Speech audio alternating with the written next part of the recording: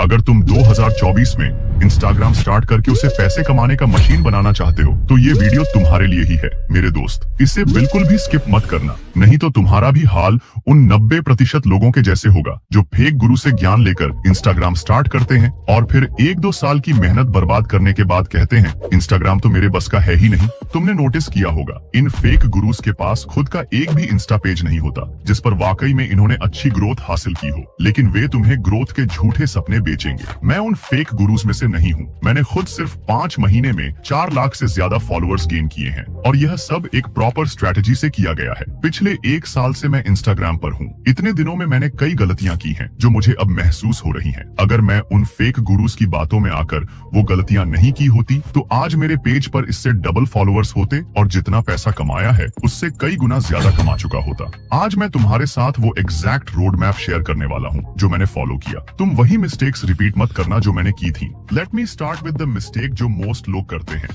Clear निश नहीं होना। देखो, अगर तुम सारे टॉपिक्स पर कंटेंट बना रहे हो तो तुम किसी को भी अट्रैक्ट नहीं कर पाओगे। तुम्हें अपनी ऑडियंस को क्लियर सिग्नल देना होगा कि तुम किस बारे में बात कर रहे हो। फॉर एग्जाम्पल, अगर तुम फिटनेस में हो तो don't randomly post about cars और tech gadgets. Stay in your lane. यही चीज तुम्हें एक लॉयल ऑडियंस देगी और जब ऑडियंस लॉयल होगी तभी वो तुम्हारे कंटेंट से कनेक्ट कर पाएगी। जैसे मेरे पेज को देखो, मैंने एक बार रैंडमली ताजा खबर वेब सीरीज की क्लिप पोस्ट की और वो वायरल हो गई। मैंने सोचा कि ट्रेंडिंग टॉपिक्स पर जाने से ग्रोथ होगी तो नेक्स्ट मैंने ट्रेडिंग से जुड़ा कंटेंट डाला, फिर फाइनेंस, फिर टेक। और क्या हुआ? कुछ नहीं चला। क्यों? क्योंकि मेरा नीच क्लियर नहीं था। फिर मैं एक नीच पर टिका और बूम, मेरा पेज वायरल हो गया। जब ऑडियंस को समझ ही नहीं आएगा कि तुम्हारा पेज किस बारे में है तो एंगेजमेंट कैसे आएगी? मोस्ट लोग एक नीच चुन तो लेते हैं लेकिन वो प्रॉफिटेबल नीच नहीं होता, जिसके कारण वायरल होने के बावजूद वो पैसे नहीं कमा पाते। और यही सबसे बड़ी गलती है जो लोग करते हैं। मैंने तुम्हारे लिए 10 प्रॉफिटेबल नीचेस की लिस्ट बनाई है, वो इस वीडियो के बाद देखना और बिलीव मी, ये तुम्हें आगे ले जाएगी। अब बात करते हैं दूसरी मिस्टेक की जो लोग करते हैं, इनकंसिस्टेंट पोस्टिंग।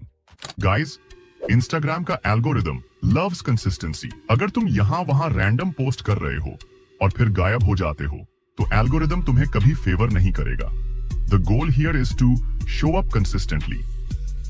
अगर तुम हफ्ते में सिर्फ 3 बार पोस्ट कर सकते हो तो बस उतना ही करो, लेकिन वो 3 बार हर हफ्ते हो।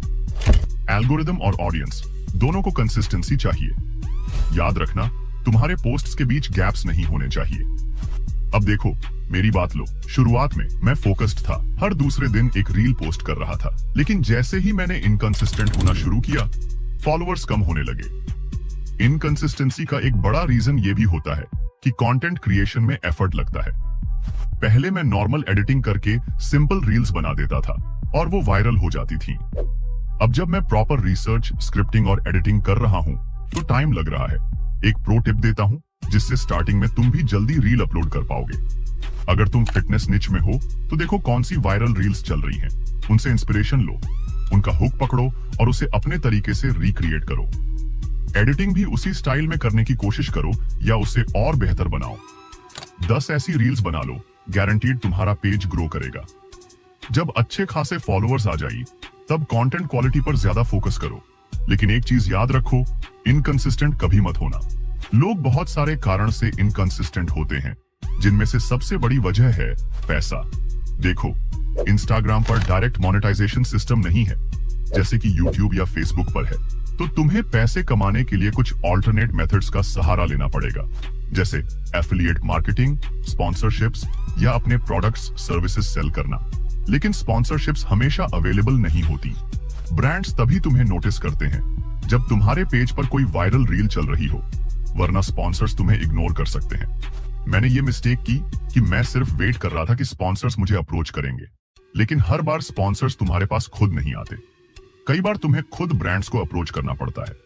जब मेरी कई रील्स वायरल हो रही थी तब मुझे खुद ब्रांड्स को रीच आउट करना चाहिए था, लेकिन मुझे ये चीज देर से समझ आई।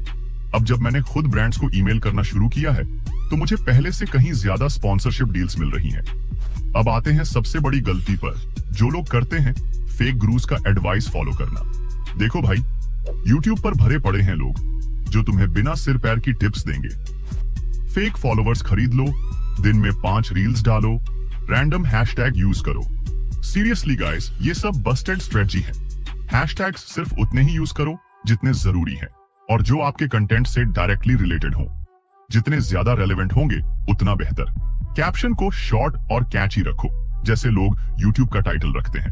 अभी कैप्शन उतना ही जरूरी है जितना यूट्यूब का टाइटल। और सबसे जरूरी चीज, ऑडियंस से कनेक्ट करो, उनके कमेंट्स का रिप्लाई दो, उनसे एंगेज रहो। तभी तो उसे लगेगा ना कि इस क्रिएटर को मेरी परवाह है। तो फेक गुरुज पर डिपेंड मत रहो, खुद एक्सपेरिमेंट करो, स्ट्रैटेजीज टेस्ट करो और जो काम करे उस पर स्टिक करो। यही रास्ता है इंस्टाग्राम पर रियल सस्टेनेबल ग्रोथ पाने का। सो गाइस, ये 3-4 गलतियां बहुत कॉमन है और अगर तुम इन्हें अवॉइड करोगे तो गारंटीड तुम्हारा ग्रोथ चार्ट ऊपर ही जाएगा। क्लियर निश, कंसिस्टेंसी, स्मार्ट मोनेटाइजेशन और सही स्ट्रैटेजीज से तुम इंस्टाग्राम को सिर्फ सोशल मीडिया प्लेटफॉर्म नहीं बल्कि एक पावरफुल इनकम सोर्स बना सकते हो। Now go ahead and crush it. जाने से पहले ये वीडियो देख लो, इससे तुम्हें प्रॉफिटेबल निच सेलेक्ट करने में मदद मिलेगी।